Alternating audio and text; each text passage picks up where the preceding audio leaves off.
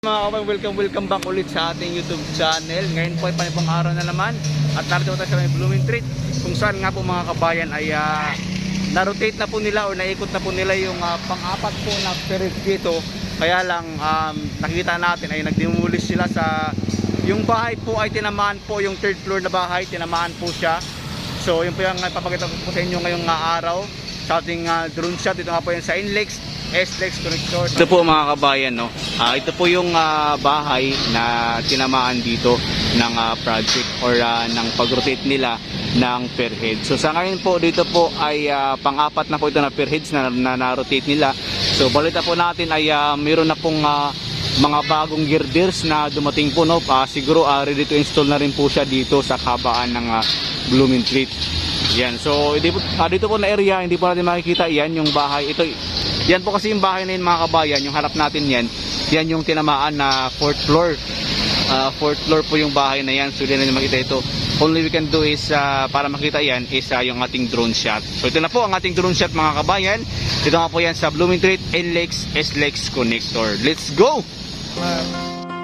Sa pulis, pati military, pati mga barangay, napagkaginulo at nagkaroon ng okasyon sa laban at buhay ninyo ay guys na alanganin. Shoot them dead. Isang mabuti at matipunot matapang na pangulo at handa na makipagbuno para sa kanyang grupo. Yung handa niyang saluhin problema ng buong bansa. Sa dami ng naiwan na problema ay hinarap niya. Hindi niya tinanggihan kahit anong bigat pa yan. Kahit mahirap ay patuloy niya tayong pinapasan. Hindi ininda ang bigat kahit mapagod at puyat. Lahat sasaluhin upang maging maayos ang lahat. Yung pinunong kayang magbuwis kahit anong mangyari. Sa dami ng nagawa, yun din dami niyong sinabi. Di lang puro salita at di lang siya puro banta. Handa niyang aksyonan sa abot ng kanyang magagawa. Nakakalungkot lang bakit ang dami pang bumabatikos. Di daw na aksyon si tatay at hindi daw kumikilos. Kung alam niyo lang siguro pakiramdam niya ngayon. Lahat kanyang hinarap maging maayos lang kayo. Salamat po Tatay Digong sa lakas ng loob ninyo. Salamat dahil may isang pangulo na katulad nyo. Di sumuko na pagsilbihan ng bawat Pilipino. At yung tapang lakas ng loob ay walang sinisino. Di ka na mabubura sa isipan naming lahat. Dahil para sa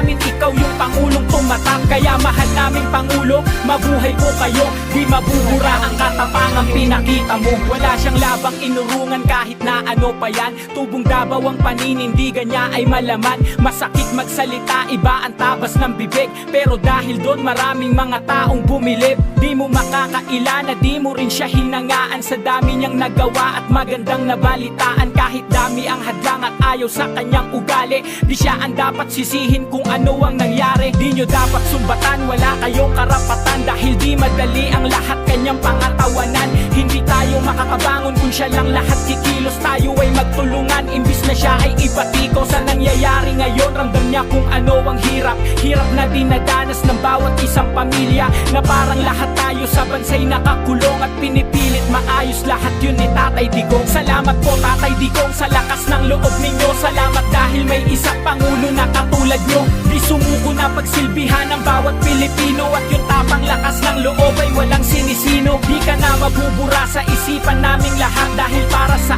amin ikaw yung pangulong tumatak. Kaya mahal naming pangulo, mabuhay po kayo. Di mabubura ang katapangang pinakita mo. Sana naisip nyo man lang ngayon na sa kanyang edad problema ng bansa at sa trabaho lagi siyang babad. Di niya lahat sinukuan yon kahit siya'y masagad. At pinipilit niyang lahat ng sinabi niya'y matupad. Gusto niya na rin na matapos to kung anong nangyayari. Dahil alam niya na ang nahihirapan ay marami.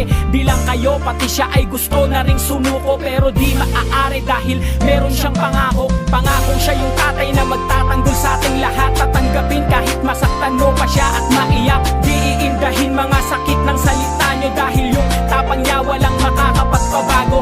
Siya yung presidenteng di dapat patalsikin. Di dapat sinasaktan ng salitang matatalim. Yung Duterteng nakilala nyo noon hanggang ngayon. Di nagbago yun, siya pa rin yung Tatay Digong. Salamat po Tatay Digong sa lakas ng loob ninyo. Salamat dahil may isang Pangulo na katulad nyo. Di sumuko na pagsilbihan ng bawat Pilipino, at yung tapang lakas ng loob ay walang sinisino. Di ka na mabubura sa isipan naming lahat, dahil para sa amin ikaw yung Pangulong tumatak. Kaya mahal naming Pangulo, mabuhay po kayo, di mabubura ang katapangang pinakita mo. Salamat po Tatay Digong sa lakas ng loob ninyo. Salamat dahil may isang Pangulo na katulad nyo. Di sumuko na pagsilbihan ng bawat Pilipino, at yung tapang lakas ng loob ay walang sinisino. Di ka na mabubura sa isipan naming lahat, dahil para sa amin ikaw yung Pangulong tumatak. Kaya mahal naming Pangulo, mabuhay po kayo, di mabubura ang katapangang pinakita mo.